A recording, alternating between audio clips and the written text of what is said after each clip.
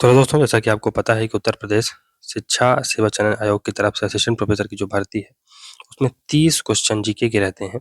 तो उन्हीं का ये हमारा प्रैक्टिस सेट नंबर 2 है, जहाँ पर हम लोग जीके के क्वेश्चन को डिस्कस करेंगे। पहला सेट आ चुका है, उसको आप देख सकते हैं। हम दूसरे सेट में 30 क्वेश्चनों को फिर से डिस्कस करेंगे। तो चलिए स्टार्ट करते हैं। और ये पहला क्वेश्चन आपके सामने है, निम्नलिखित में से कौन प्रभावी शिक्षण हेतु मूलभूत आवश्यकता है?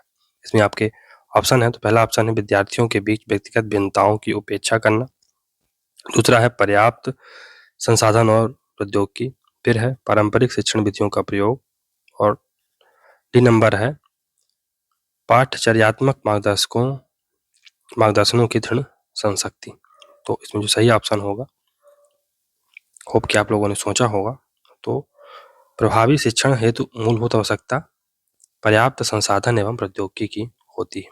प्रभावी शिक्षण हेतु पर्याप्त संसाधन एवं प्रौद्योगिकी महत्वपूर्ण होते हैं।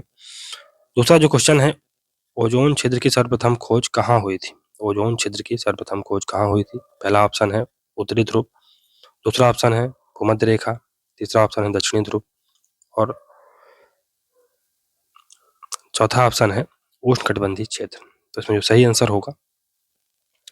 होगा दोस्तों, तो इसमें जो सही आंसर है सी नंबर है, दक्षिण ध्रुवीय क्षेत्र में पहली बार ओजोन छिद्र की खोज की गई थी। निम्नलिखित में से किसमें प्रभाव की दिशा मुख्यतः एक तरफा होती है? किसमें प्रभाव की दिशा मुख्यतः एक तरफा होती है? पहला है परामर्श देना। दूसरा है मार्गदर्शन प्रदान करना। तीसरा है शिक्षण। और चौथा है अधिगमन। तो अधिगम या अधिगमन, तो इसमें जो सही आंसर होगा दोस्तों,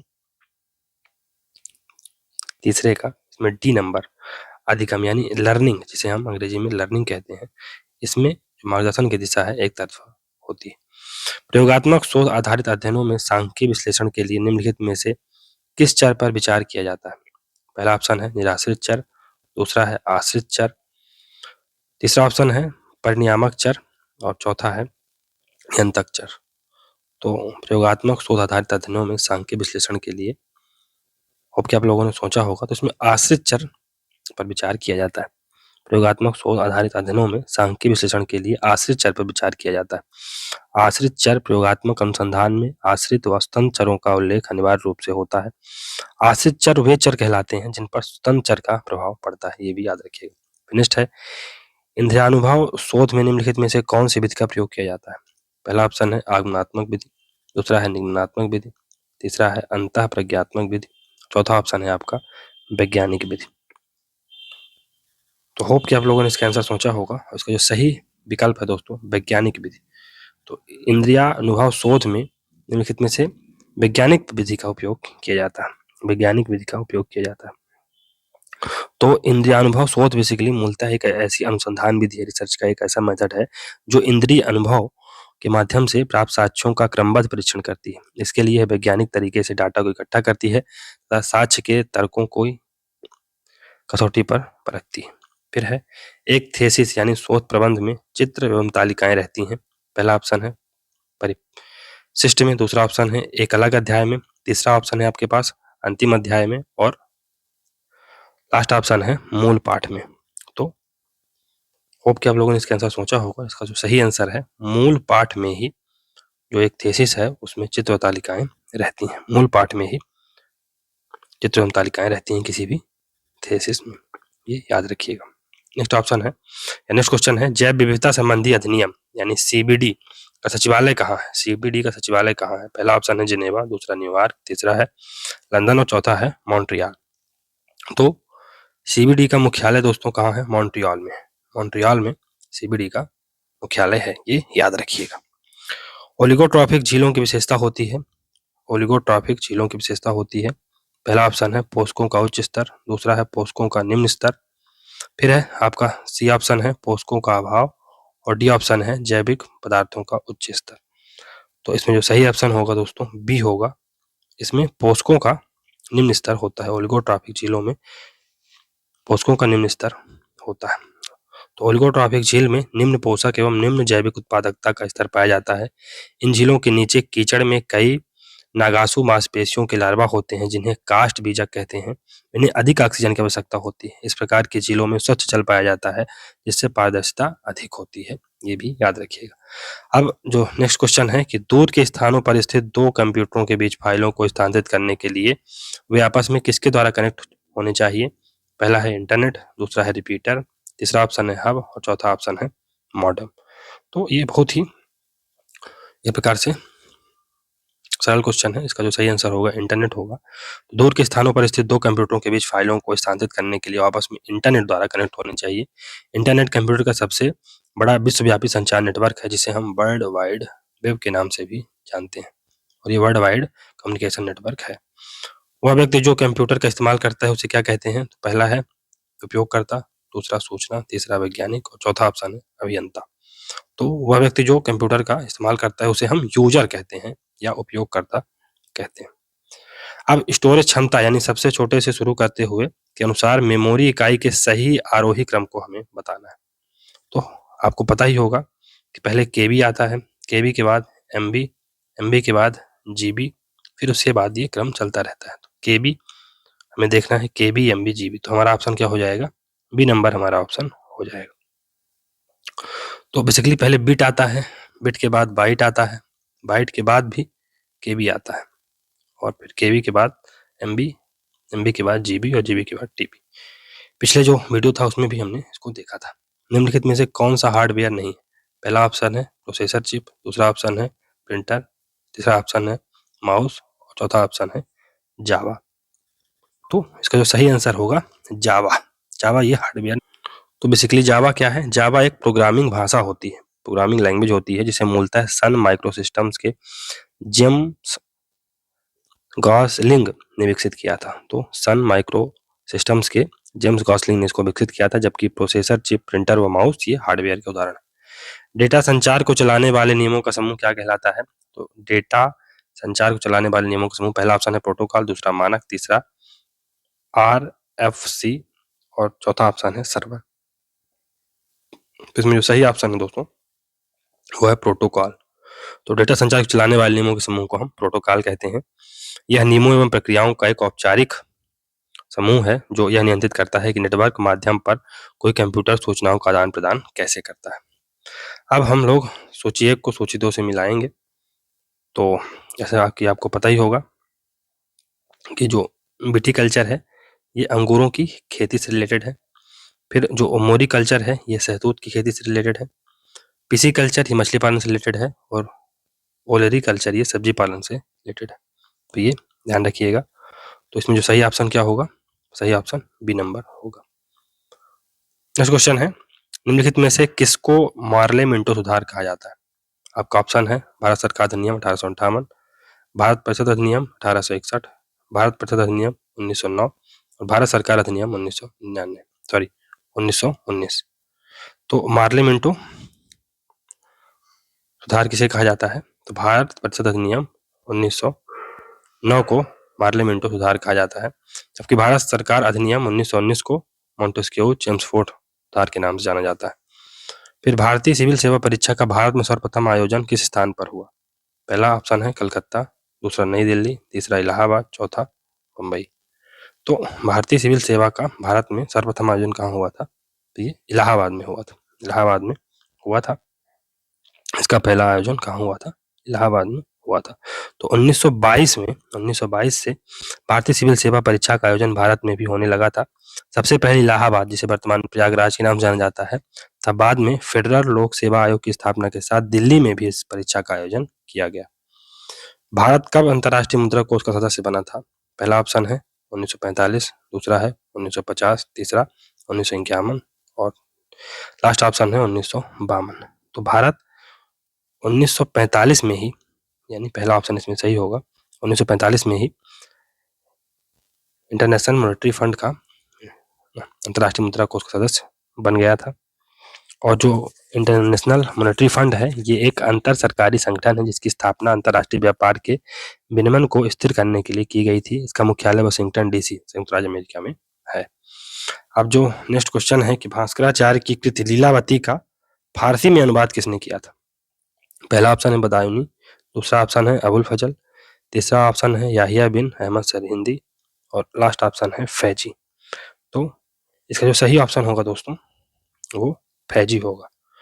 तो भास्कराचार्य की जो कृति थी लीलावती का फारसी अनुवाद अकबर के शासनकाल में फैजी ने किया था। लीलावती एक गणित विषय पर लिखा गया महत्वपूर्ण ग्रंथ है जो संस्कृत भाषा में काव्यात्मक शैली में श्लोकबद्ध किया गया।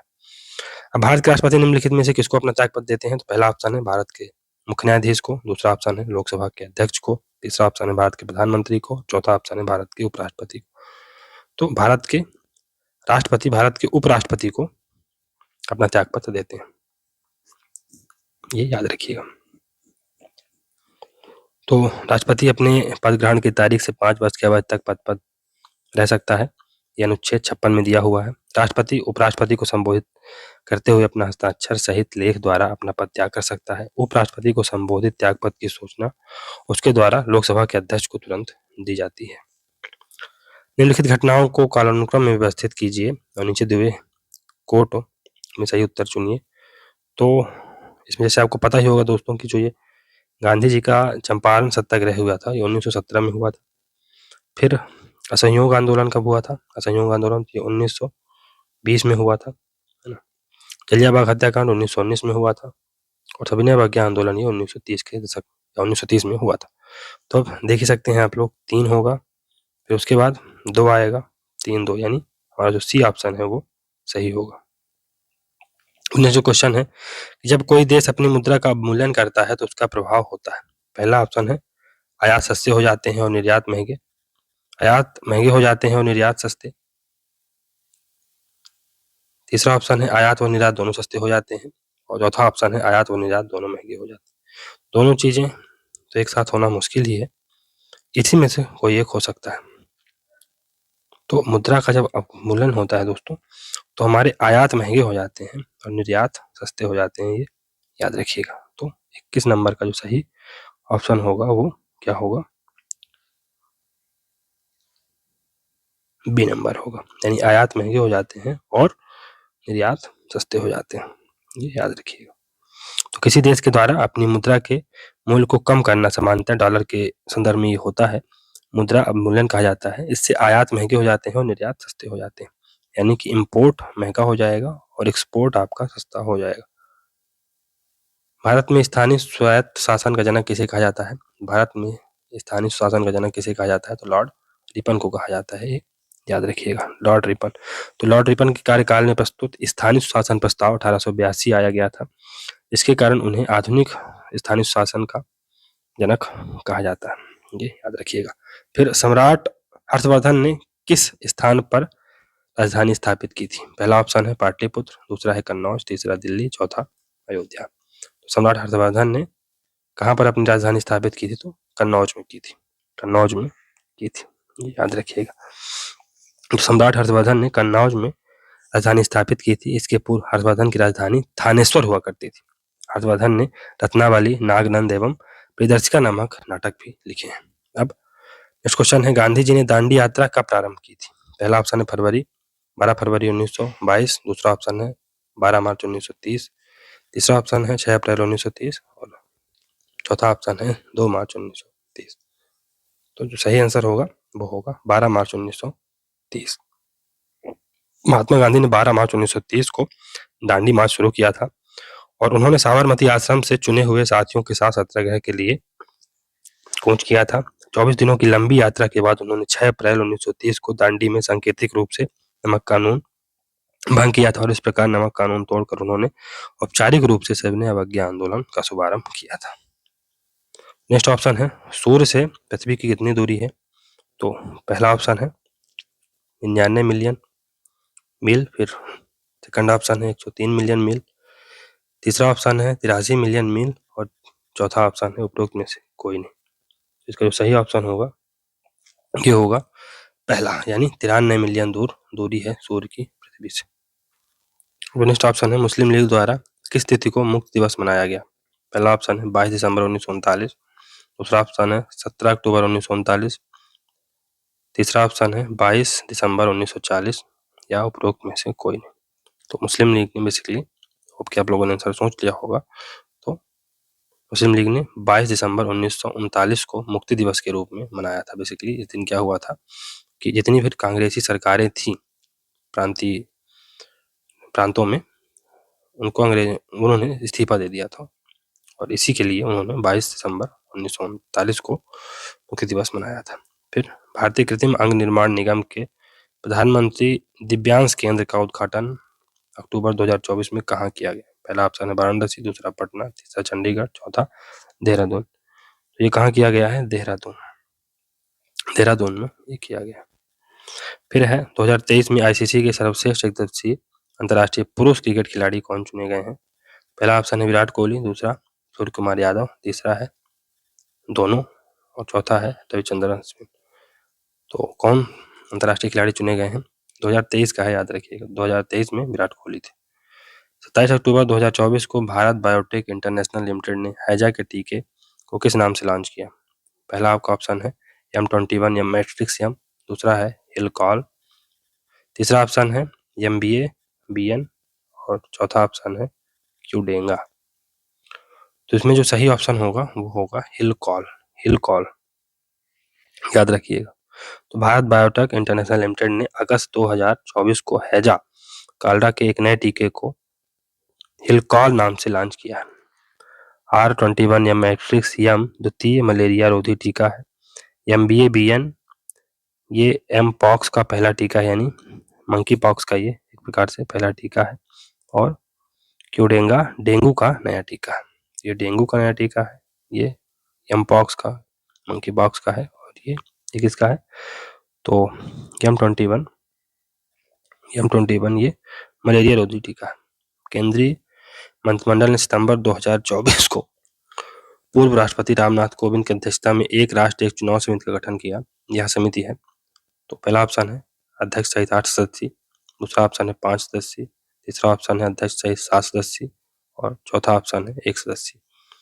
तो जो रामनाथ कोविंद की अध्यक्षता में जो समिति बनाई गई है एक राष्ट्र एक चुनाव समिति को लेकर, है ना, एक राष्ट्र एक चुनाव को लेकर, तो इसकी जो अध्यक्ष सहित इसमें 8 सदस्य होंगे। अध्यक्ष सहित इसमें कितने सदस्य होंगे? 8 सदस्य होंगे, ये याद रखिएगा। तो चलिए दोस्तों, यहाँ से हमारा ये दूसरा सेट खत्म होता है, प्रैक्टिस सेट खत्म होता है। होप कि आप लोग इस वीडियो सीरीज को एंजॉय कर रहे होंगे। हालांकि पहले वीडियो में उतने ज़्यादा व्यूज़ नहीं आए हैं दोस्तों, तो इस तरह से आता है कि आप लोग बहुत ज़्यादा कहीं ना कहीं उत्साहित नहीं है। फिर भी ये एक बहुत महत्वपूर्ण, लगभग 15 सेट हैं इसमें, 15 को 30 का गिना जाए तो 15 लगभग 450 क्वेश्चन आपको मिल जाएंगे, हैंडी क्वेश्चन मिल जाएंगे जो कि अच्छे रहेंगे। 4-5 क्वेश्चन भी अगर फंस गए 30 में से तो अच्छी बात है, और प्रैक्टिस तो आपकी हो ही रही है, तो ये बढ़िया है। चलिए, अगर आपको वीडियो सीरीज अच्छी लग रही है तो वीडियो को लाइक करें, चैनल को सब्सक्राइब करें, ज़्यादा से ज़्यादा शेयर करने का प्रयास करें। मिलते हैं अगले वीडियो में, तब तक के लिए good bye. Thank you very much for discussion.